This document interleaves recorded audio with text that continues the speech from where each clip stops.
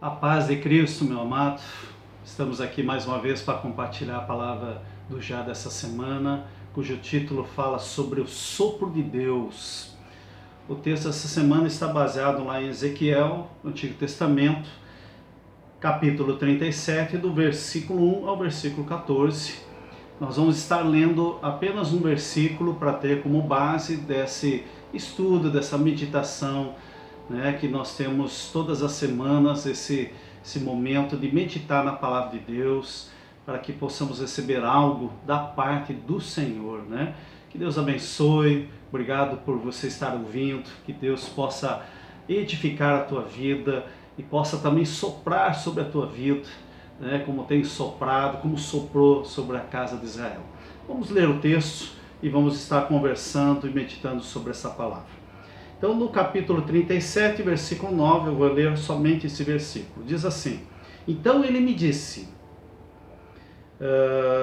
profetiza ao Espírito, profetiza, ó Filho do Homem, e dize-lhe, assim diz o Senhor Deus, vem dos quatro ventos, ó Espírito, e assopra sobre estes mortos para que vivam. Amém? Queridos, nós passamos muitas dificuldades. A gente sempre fala de dificuldades. Sabe que era uma questão que às vezes eu ia para a igreja e questionava isso. Parece que a tendência nós como igreja é falarmos muito sobre as dificuldades, E não falarmos sobre há tantas bênçãos que nós temos. Tantas bênçãos que o Senhor derrama sobre as nossas vidas, Só o fato de nós estarmos respirando, só o fato de nós termos o pão na nossa mesa, só o fato de termos muitas vezes um emprego, Hoje nós estamos vivendo, estamos respirando, que coisa maravilhosa. Então nós temos que exaltar e temos que glorificar, agradecer a Deus por tantas coisas. Só que o grande desafio da vida é exatamente superar os desafios que a vida nos coloca à nossa frente, São tantas as dificuldades, são tantas lutas e que fazem muitas vezes a gente desanimar.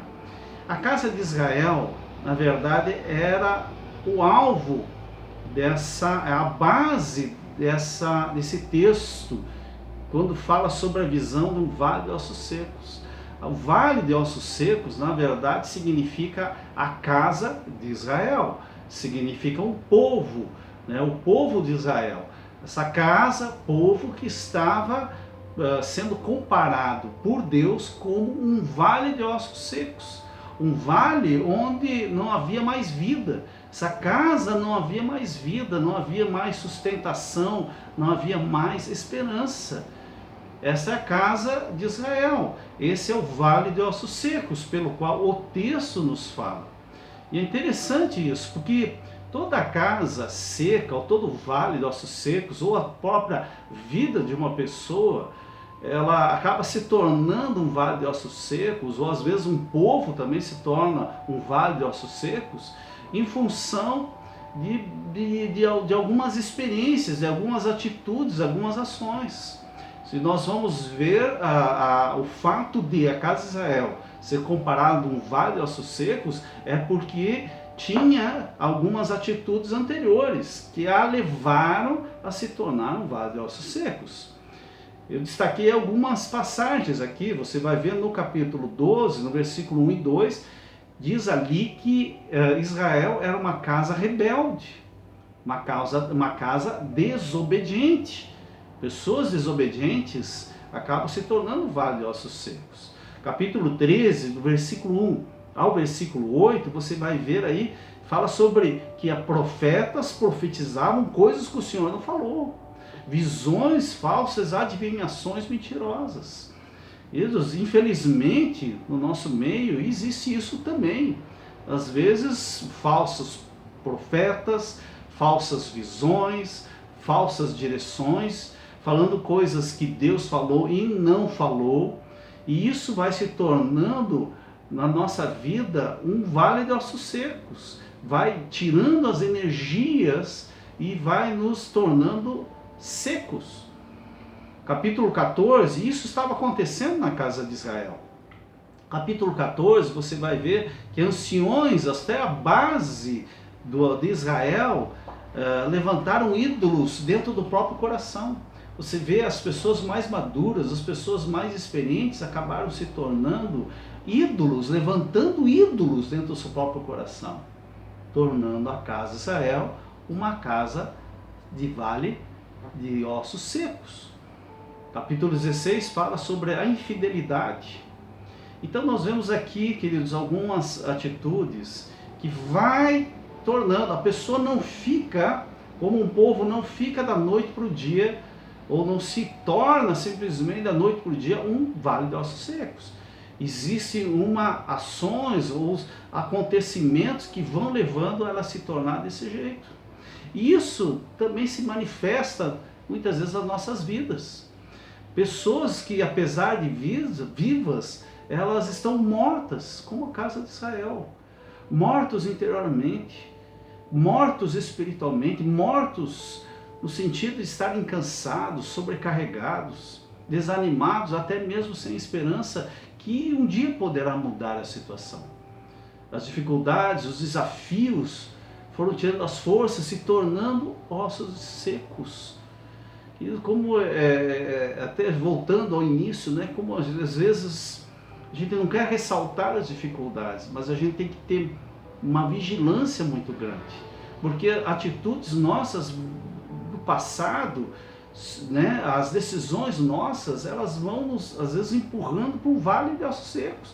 As pessoas às vezes vão tendo atitudes, né, decisões, e que vão empurrando ela para se tornar uma pessoa seca, uma pessoa dura, uma pessoa insensível, uma pessoa sem vida, sem esperança. Essas coisas não acontecem por um estalo. Tem uma frasezinha que eu gostaria de destacar, que colocamos no estudo, diz: ossos secos não sustentam uma vida, a qualquer momento podem quebrar e a vida acabar. Queridos, ossos secos não sustentam uma vida.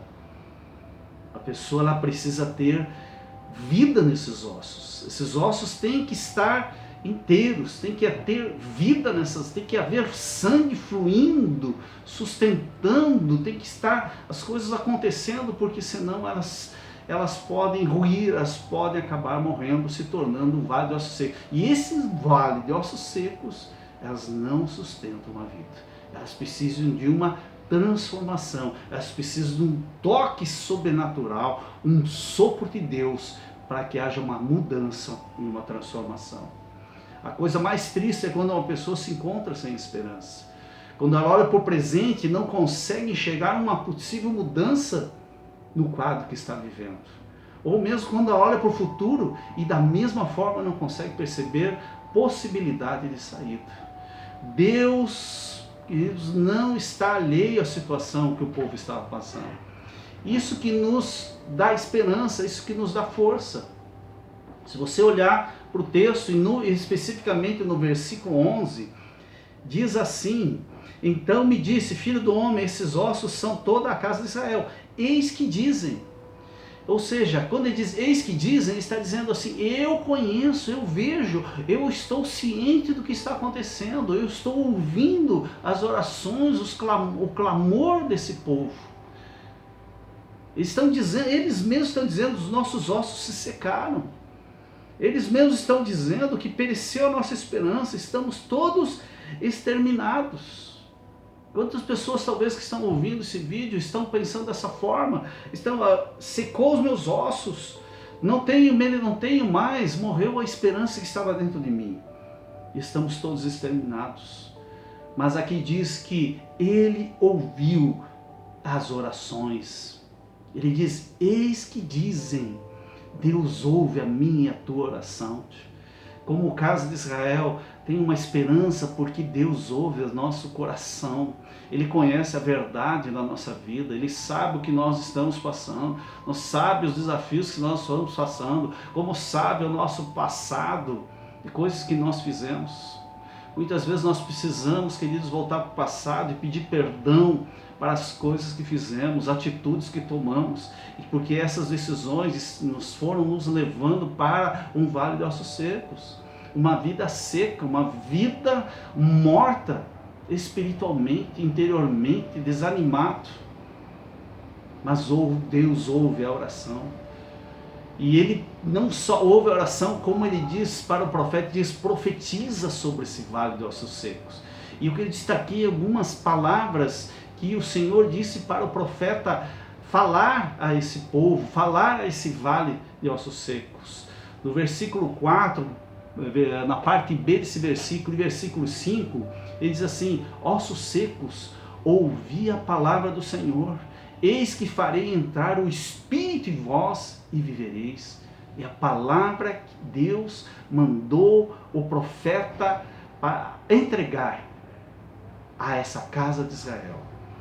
Eis, outra palavra, versículo 12, eis que abrirei a vossa sepultura e vos farei sair dela, ó povo meu. Versículo 13, sabereis que eu sou o Senhor, quando eu abrir a vossa sepultura e vos fizer sair dela, ó povo meu. Olha, povo meu, povo meu, povo meu, povo escolhido. Se você está ouvindo aqui, você entregou a sua vida para o Senhor Jesus, você é povo de Deus. Ele ouve a adoração, Ele ouve a tua situação, Ele sabe a tua situação. O que está precisando é o sopro, e eu quero profetizar sobre a tua vida nesse dia. No versículo 14, ele continua dizendo: porém em vós o meu espírito e vivereis, e vos estabelecerei na vossa própria terra. Da mesma maneira como estava consciente com a casa de Israel, querido, Deus também está no controle da tua vida, como está no controle da minha vida. O que precisa é um sopro da vida de Deus. E eu quero ser um profeta na tua vida. Eu quero ser um profeta sobre todos que estão me ouvindo nesse momento, todos que estão nos ouvindo. Eu quero profetizar sobre a tua vida, mas antes eu quero fazer duas perguntas. Quais são os teus desafios nesses dias? Quais são os teus desafios? Coloque isso na presença de Deus. Ore em nome de Jesus e coloque isso da forma clara, transparente, sincera, diante de Deus. Coloca os teus desafios na presença de Deus. O que tem sufocado e tirado a alegria da tua vida? Pede para que o Espírito Santo, eu já peço, e oro nesse sentido, para que o Espírito Santo possa revelar isso. O que é que tem sufocado e tirado a alegria da vida? Desafios muito grandes, problemas, dificuldades enormes, sem esperança, não sei, falta de dinheiro, falta de trabalho, falta alegria. O que tem tirado isso? Talvez tenha que fazer alguma retrospectiva, talvez tenha que olhar para trás e perceber o que precisa ser mudado. Talvez tenha que se ajoelhar e pedir perdão de alguma decisão que foi tomada. Talvez tenha ouvido uma palavra, como casa de Israel, de algum profeta, uma visão que não veio de Deus e que você recebeu e que acabou te levando para um lugar que se tornou um vale de ossos secos sobre a tua vida. Querido, eu não sei, mas Deus sabe, e você pode ficar ciente disso através da ação do Espírito Santo. Mas independente da tua resposta, Deus é poderoso para soprar sobre você agora e viver. E profetizo como o profeta, diz: vem dos quatro ventos, ó Espírito, e assopra sobre esses mortos para que vivam. Eu quero nesse momento, em nome do Senhor Jesus, pela autoridade como ministro do Evangelho, como Ele ministrou essa palavra ao meu coração, eu profetizo sobre a tua vida, que Ele sopra através, vem dos quatro ventos, sopra pelo teu poder, Espírito Santo, e que alcança a vida de cada um daqueles que estão me ouvindo agora nesse momento. Sopra pelo teu poder, Pai. Capacita, fortalece, renova, Pai, o meu irmão, minha irmã. Pai, que possa estar recebendo a vida no seu interior, vida no seu espírito, e que tu possa viver pelo Espírito, possa viver segundo a palavra de Deus, em obediência. Não seja uma casa rebelde, seja uma casa, Pai, que o Senhor possa olhar e que possa se orgulhar e dizer: esse é meu filho amado, como Jesus recebeu essas palavras. Eu profetizo vida sobre você. Eu profetizo mudança. Eu profetizo, Pai, que haja suprimento de todas as necessidades dos teus filhos. O Senhor é poderoso para fazer infinitamente mais, diz a tua palavra. E eu profetizo a vida de Deus sobre você. Que você tenha uma vida abençoada, uma semana abençoada, um ano abençoado. E que o sopro do Senhor, o sopro do Espírito Santo, venha sobre a tua vida. Que você seja guiado pelo Espírito Santo. E em todas as tuas decisões, tenha a direção, a orientação de Deus, segundo a palavra de Deus. Que Deus o abençoe, que você possa receber isso como uma verdade na tua vida.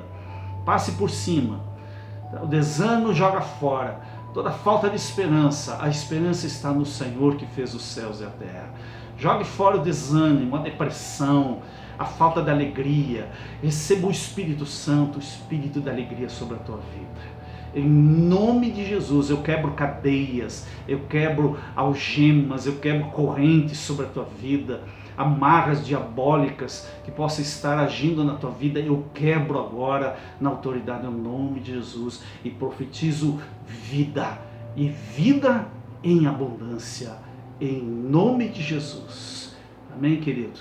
Que Deus abençoe, que tu possa receber essa palavra, essa verdade na tua vida, e que a bênção do Senhor, que enriquece, que não acrescenta dores, esteja sobre a tua vida e sobre a tua casa, em nome de Jesus. Amém?